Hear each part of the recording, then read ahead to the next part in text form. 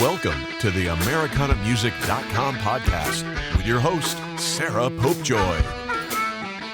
Today on AmericanaMusic.com, we have the privilege of interviewing CJ Lewandowski. But before we start our interview with CJ, we want to share with you a little bit of bluegrass history for context. Our story starts with Bobby Osborne. Bobby grew up listening to country artist Ernest Tubb over WSM's The Grand Ole Opry. Now, Ernest Tubb's biggest song you might recognize was Walking the Floor Over You. So one day, Bill Monroe came over the radio on WSM, and the next day, Bobby saw Bill Monroe live in Dayton. In the band were Flatt Scruggs, along with Chubby Wise and Howard Watts. Bobby fell in love with bluegrass and eventually went from guitar player to playing mandolin, yet keeping in the similar vocal style of Ernest Tubb. What's interesting about that is that bluegrass did not even become its own genre until 1945, when Bobby had just turned 14. Bobby and his brother Sonny formed the group the Osborne Brothers. They helped bridge the gap between country music and bluegrass. The Osborne Brothers were inducted into the Bluegrass Hall of Fame in 1994. They were the first bluegrass band to play at a college campus and the first bluegrass group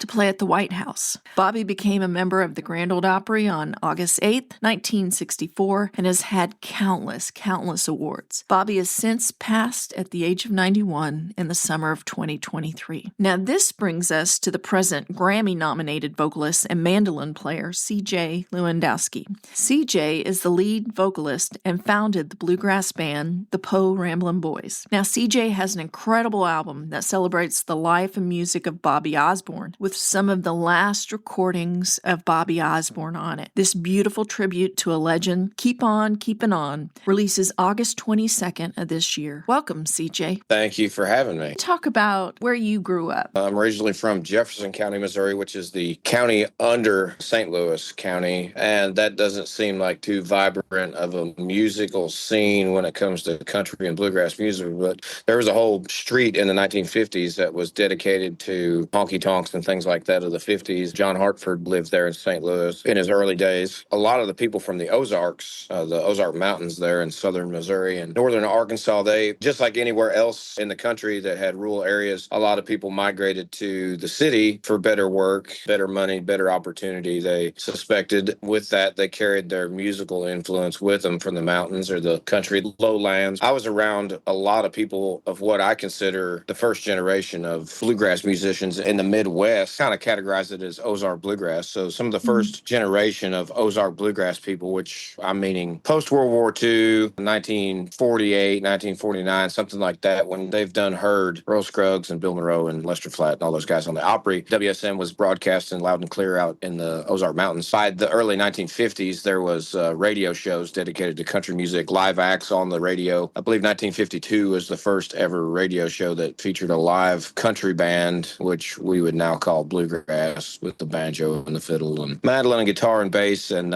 ironically, a lot of people think it was the Dillards, but it was not. It was a little band called the Booger County Ramblers out of Salem, Missouri, which is also the hometown of the Dillards. But the Booger County Ramblers had a show. They had a 15-minute segment sponsored by Coca-Cola, and then the next program was Hickory Holler Time with the Dillard Brothers.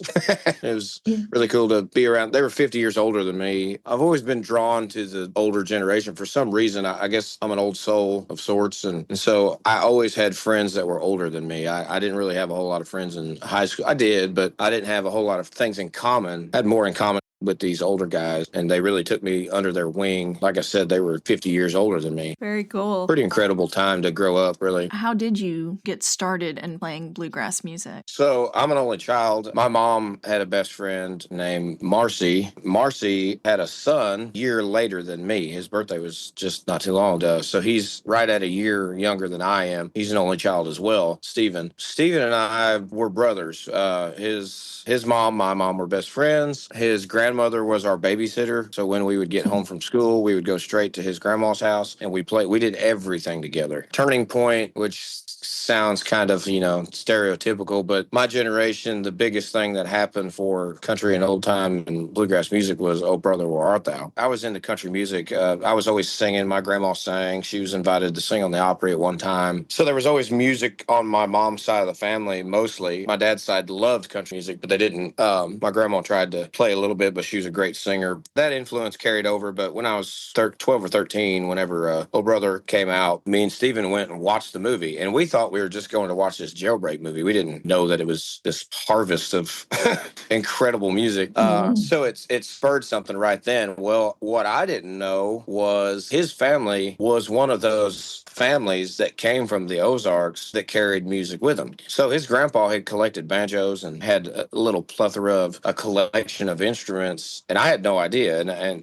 I'd been around them from the very beginning of my life and had no idea that there was music related. So I was already singing, and then Steven, he found a banjo under the bed, pulled it out and started plunking around on it. And his grandpa come in and said, now, he said, either put it up or learn how to play it, but it's not a toy. So he got mad and decided that he was going to learn something on it. And I followed suit, started on fiddle, went to mandolin a few months later, just because that Bill Monroe thing got to me. I saw a picture of Bill Monroe holding that mandolin, and I associated it with like power, band leader type thing. I don't know if it was the mandolin or Bill himself or the combination of the two, but I actually still have that picture. It was hanging up in a lady's house that taught us lessons. Her name was Connie Layton. We just started from there, so I've been playing ever since. To kind of make a long story short, his grandpa Udell, his name's Udell Stout. He took me and Steve everywhere. He took us to all the festivals in the Midwest. We were teenagers that couldn't drive, didn't have money, didn't have nothing, and he exposed us to so much cool stuff. And then we made friends with the local radio DJ. His name was Gene Roberts, and he started spinning records in Okinawa when he was in World War II. And he was one of the best of the old timers. Had a record collection of over 100,000 records. It was insane. And so he was letting me borrow records, letting me listen to stuff. We were always tuning into his program on what was KDHX, and so that KDHX was fueling us and fueling the community at the time. I would call Gene and be like, "Are you giving away any tickets this week?" And I could say this, I guess, because he's gone now, but he'd be like, "Yeah, I'm giving away 2 tickets to the Del McCurry show at 2:15 today on the show. So if you call in, I'm just going to give them to you."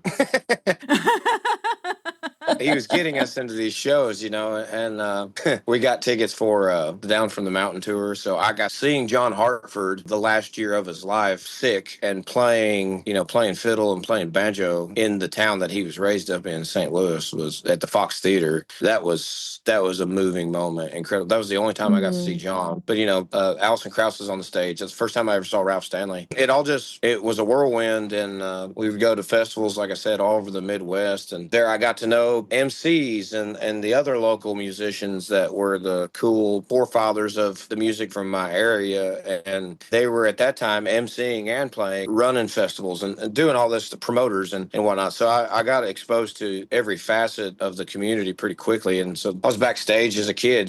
First time I met Bobby, I was 13 years old at Eminence, Missouri. And the only reason I got to meet him because I knew the people that ran the festival. They liked me. I knew the MC of the festival. And he said, "Do you want to meet Bobby?" And I said, "Yes, I do." And so I got a picture with him that day. And that was the first time I met him. And I remember talking to Bobby just in a session one day for this record. And he said, "I remember the first time I met you." And I said, "You do?" And he said, "Yeah." He said, "I met you backstage at the Eminence Bluegrass Festival." And I was like, "Wow, you remember me from that point."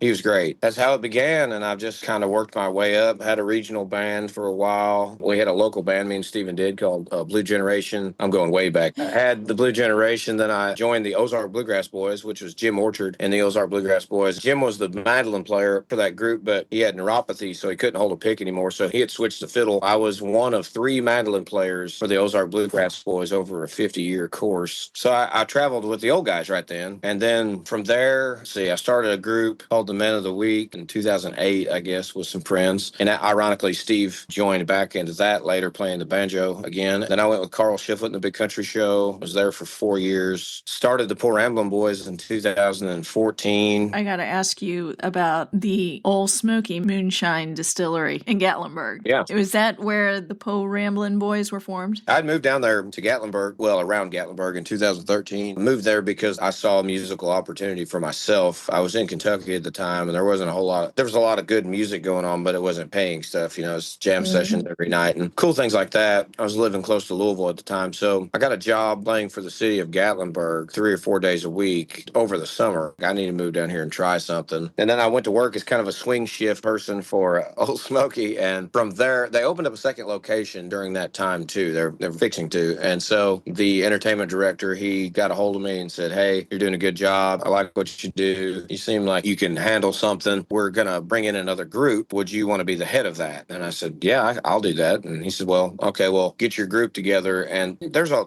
lot of local musicians in East Tennessee and Gatlinburg, Sevier County, all that stuff. But I said, "Well, I'll do it on one condition. I would like to call some of my friends that don't live here and talk to them first. And if I can get them down there, I would like to." That's what we did. I think it was August 3rd, 2014. Myself, Jeremy Brown, Jasper Lorenzen, and Josh Wrinkle. And we'd all known each other. Myself, Josh, and Jeremy had known each other for years. We saw Jasper in passing quite a few times. And Jasper was actually working in the distillery, pouring shots for all the tourists. So we pulled him from the bar and put him on stage on the bass in it. And from that point on, Jeremy and Josh were playing with Tommy Brown, Jeremy's dad. I was still on the road with Carl Shiflett at the time that we started it. So we had our, going out and traveling. We could tend to the needs of us wanting to travel around and play music. But the great thing was we had a day job playing music, and we could sleep in our own bed. It was great. We were playing 5 hours a day. So the Po Ramblin Boys started strictly like we had no plan to travel. We didn't want to do it. We already had that stuff going on. We just wanted to play music, and I wanted to play music with my friends, and that's why I gathered them up. And they wanted to make a living doing it. This seemed to be the best way. About a year and a half into being that distillery band, or one of them, people started calling and asking, "Can you come to this festival? Would you want to play this show? Can you do this? Can you do that?" And so it was kind of crazy how it developed, because there's a struggle. The struggle is real for getting dates and getting shows. And so it seemed like everything that you did musically was hard,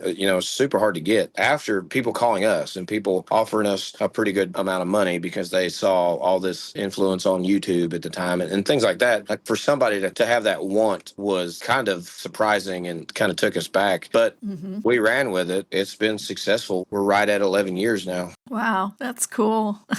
I've been to Gatlinburg several times. I'm pretty sure I know where there's a lot of distilleries down there now. There's a lot of them. That's the original. That's the very first legal moonshine distillery in the state. They still have music down there today. So it's a continuing thing. I go down there every once in a while and fill in. Po Ramblin Boys were there probably collectively like a good 5 years. Wow. Yeah. It makes me think of Bob Wills from the Tulsa area. And that's what basically they did. They had a show, Kane's Ballroom, on KVOO. Oh, yeah. It was a radio show, but it was AM, so it was, going everywhere. And they do that like an afternoon gig during people's lunchtime. So people would take lunch and listen to them, and then they'd get shows booked to travel. Yeah. That's pretty neat. We actually did a radio show for a while. WCYB was the original, out of Bristol, was the original Farm and Fun Time show. Mac Wiseman actually started it like 1947. The Stanley Brothers were on it. Jimmy Martin and the Osborne Brothers. Why'd I say Jimmy Osborne? Lord, Bobby would have killed me if I said that. There was a lot of bluegrass acts on there, Bailey Brothers stuff. So there was a lot of groups on WCYB. It closed down, but when the Birthplace of Country Music Museum opened up in Bristol, they started WBCM radio, and they wanted to bring back that Farm and Fun Time show. They called an event that they do once a month. We brought that radio program at noon at everybody's lunchtime. We brought back the actual radio show and called it the Farm and Fun Time Noon Show. So we were the first ones to bring it back after, I don't know, probably 50 years of being off the air. So that was a lot of fun. How cool. Can you talk about your trip to Nashville to buy a new mandolin? I've always been into old mandolins and old instruments. And there was a guy named Rich Orchard who had a vintage dealings. When I was with the Ozark Bluegrass Boys, I was playing these Lloyd Lohr signed F5s from F5 mandolins from 1922, 23, 24. And that's what I played on the shows all the time. So I got this ear for these old instruments and stuff. And Lord knows they're expensive as can be. So at one point I had been playing for a good while, 15 years probably at that point, 20 20 years almost. And I just bought and sold and traded and just kind of always trying to up trade. And so at one point I'd gotten in kind of the vintage bluegrass community, vintage instrument community, I should say. A guy who started the mandolin archives and F5 Journal, Daryl Wolf, he called me one day and he said, I found your mandolin. And I said, okay, what you got? He said, it's a 1927 Gibson F5. And I said, well, what serial number is it? He said, well, I could tell you the serial number. It's not going to do you any good because no one's ever seen it before. And I said, what? The original family who owned it, the guy was in Greenwich Village, New York, and the family has decided to part with it, but they don't want to mess with,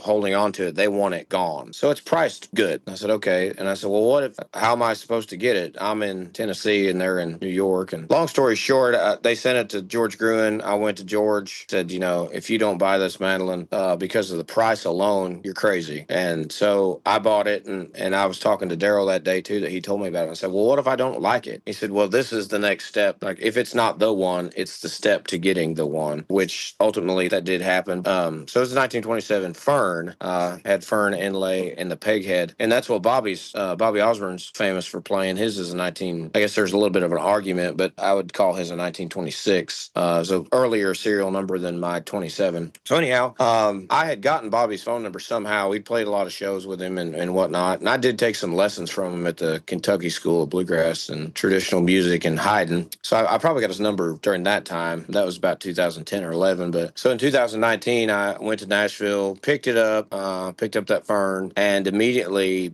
I told Bobby about it. I called him and talked to him, and he was really excited because there's not a lot of these old Ferns, as we call them, out there. There's only about 65 that are documented. So his probably being the most famous of them all. He invited me out to the house. So it's the first time I ever went to Bobby's, and it was a mutual love for these old mandolins and stuff that actually, like I said, I'd taken lessons and I'd seen him at festivals and all that, but the mutual love for good old Gibson mandolins brought us together on a completely different level that I didn't realize. Wow, that's so cool. So you had the dream of recording with Bobby Osborne. You finally got your chance and started this album with him, and he passed away in June of 2023. So I read that at one point you were wondering if you were going to even finish the album. Yeah, that's very true.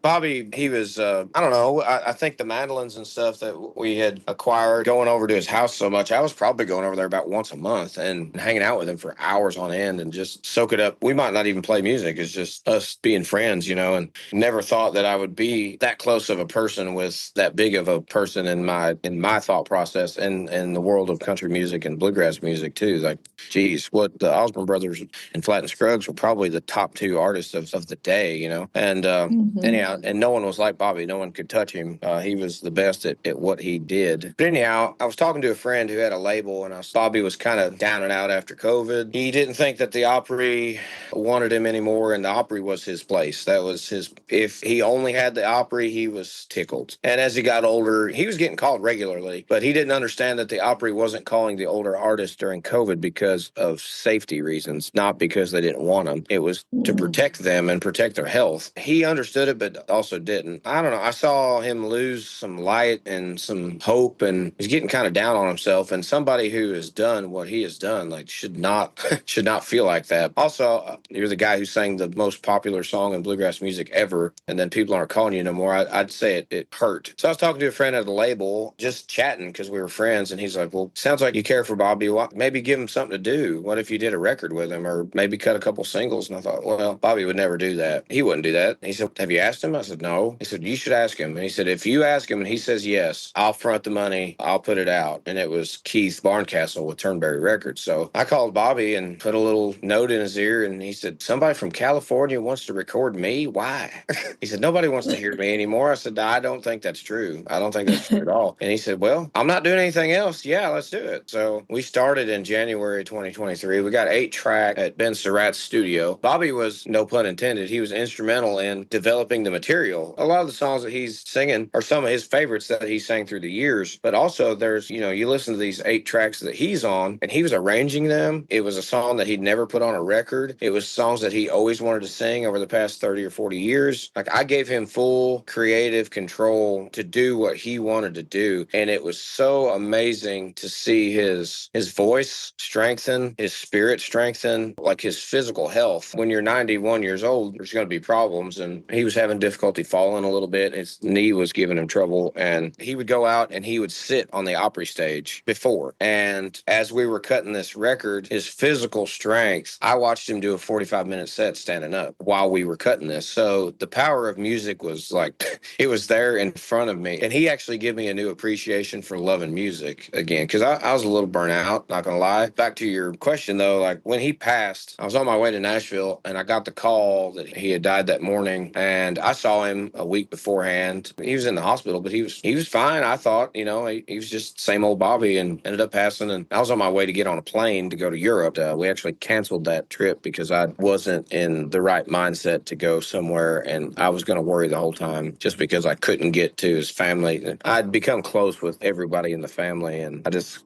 didn't feel right leaving. And the band, Po Ramblin Boys, they didn't want me to go either. So, we got done. He was gone. He was, had his funeral, buried. And at that moment, I was back home. Finally, all this big wave of one of my best friends passing away hit. I'm like, you know what? What am I going to do with this? We've only got 8 tracks. I don't want to hear his voice because I know I'll fall apart. I just want to give up. Like, I'm done. I don't want to play music anymore. I'm just over it. Like, some of the best people I've ever met is because of music, but some of the biggest losses I've ever had was because of music. So I'm like, I'm done. I always told myself that my 30s were going to be hard because I had so many friends that were 50 years older than me. Like, I tried to prep myself, but I lost 7 people in 2023 that were musical influences, and they were all pretty close to me. But Bobby was a hard one. I was done. I was sitting on the porch. I'm like, I'm just going to scrap it. I'm going to call Keith and I'm just going to scrap it because I've lost it. I swear. It's like he's like stooped down and said right in my ear, just as plain as day, like I heard his voice. He said, I gave you something.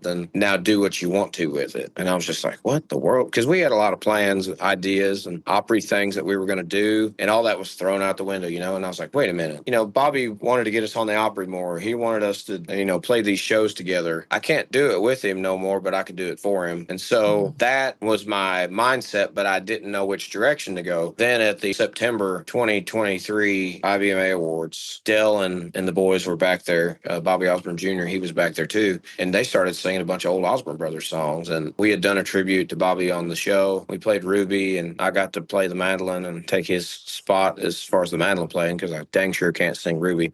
But we were backstage and all that was going in. And I thought, man, Bobby's influence is so alive. Like Del McCurry, who is the pillar of bluegrass music now, the old man now that everybody looks up to, he's paying homage to his influence of Bobby and Sonny and Red Allen and all that. And it's like, wow, this is crazy. So we walked out of there, and Bobby Jr., he said, man, that'd be kind of cool to get Dell on the project, maybe to sing that She's No Angel, which is the newest single, and that would be cool. So I said, what are you doing? He said, I got to go eat with the Price sisters. I said, all right. I said, I'll see you later. And I turned around. He said, where are you going? I said, well, there's no time like the present. I'm going to ask Dell now. That moment on was the moment where it's like, we're going to do this for him. I'm going to call everybody I know that loved Bobby, which is pretty much everybody. I'm going to call these guys, and we're going to make this record for him. And so it turned into a project of me and Bobby showcasing our friendship to then Bobby's last recordings that I didn't know what to do with. And now it is the very last recordings of Bobby Osborne and a tribute project all in one. And it's just crazy, some of the collabs that are on it that I never thought that I could pull. Calling Billy Strings, and for one, him knowing who I am, and then just chit-chatting with me. And he was so gracious. I thought that I didn't have a chance. I thought the album was already out. And I said, no, I put a stall on it for a while. And I said, I'd love to have you on it. He jumped right in there. 3 weeks later, we had a recording of Billy singing with me and Bobby, and Vince Gill, Dell, Robbie McCurry, Paul Brewster that used to be with the Osborne Brothers, John Metter, Wyatt Ellis, Molly Tuttle, Sam Bush. Yeah. Like, it's just a crazy amount of people that banded together to just tip our hat to the best. It's amazing to hear. Bobby was already gone, so he didn't get to hear it, but to hear me and Bobby and Billy Strings harmonize together, like, who would have thought that? Or me and AJ Lee and Vince Gill singing together. Who would have known? It happened. It really did. That's awesome. That's just a beautiful story, man. And I'm so ready to get it out because I'm ready for people to hear what Bobby could do at 91 years old. What he did at 91 years old, most people couldn't do in their 30s. It was incredible what that guy did his whole life. But he said it, especially there the last 6 months, which he did not know was the last 6 months. He would always say on the Opry and all his shows, he's like, you never know when, it might be your last show. But he said, I just pray to the good Lord every day that I go out playing music. He literally did. He was in the studio 2 weeks before he passed. He sang the hell Wow. out of Rocky Top in the original key that he did in 1967. How appropriate was it for him to sing the song that made him probably the most famous ever in bluegrass music? How appropriate is it for it to be the last song he sang ever in the studio? And I got to be there to see it. The studio time that we had was precious. I'll never take that for granted, just, having him there. We would book the studio for a day, and we might not record one song because it was just, I gathered people that wanted to be around him and loved him to try and raise him up and do the best job that he could do and feel comfortable. Because, when you're 91, you might have to take a couple stabs at it. And he really didn't have to as much as what you would assume. Some days he just wanted to sit there and tell stories. And you know what we did? Even the engineer, Ben Surratt, Ben was so awesome and gracious and helpful and patient. He'd sit there and he was as giddy as the rest of us. Bobby'd sit there on the couch and tell all these stories from him playing with the Stanley Brothers and stuff. And we'd sit there and just like little kids, our legs crossed on the floor at story time, The album is amazing, but the development of it and the love and the passion and what it did for Bobby was amazing. That's the beauty of it. The music's great, but man, the story of it and just seeing him have, one last hurrah before ultimately his passing that no one saw coming. People were like, well, why are you? I know he was 91, but to say it was surprising or it caught us off guard that he had passed away, that is really true because he was great. He was doing fine. And so the blessing is that he went out playing music the way he wanted to. And so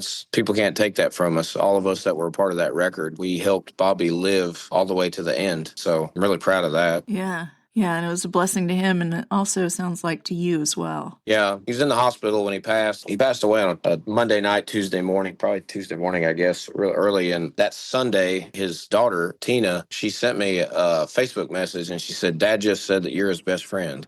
Oh. We've been nominated for a Grammy. We've been on the Opry. We've, did all these cool shows and stuff, but that's it for me. I don't need anything else. Well, CJ, I want to thank you so much for being on the show. Keep On Keeping On is just an amazing and beautiful tribute to Bobby Osborne and the world of bluegrass. I believe it will prove to be an important historical piece in bluegrass as well. So thank you so much. I hope so, and I appreciate you letting me be on the podcast. As Bobby told me the last time I saw him, we had this track, Keep On Keeping On, and we had it recorded and everything, but that was literally the last thing he said to me ever. The last thing he said to me was keep on keeping on. So that's what we're going to keep doing. We're going to keep remembering him and keep on playing the music that he loved. Thank you so much for listening to AmericanaMusic.com podcast. Be sure to go to AmericanaMusic.com and find playlists of the Americana artists we've interviewed here. Also, be sure to follow us on your favorite podcast platform.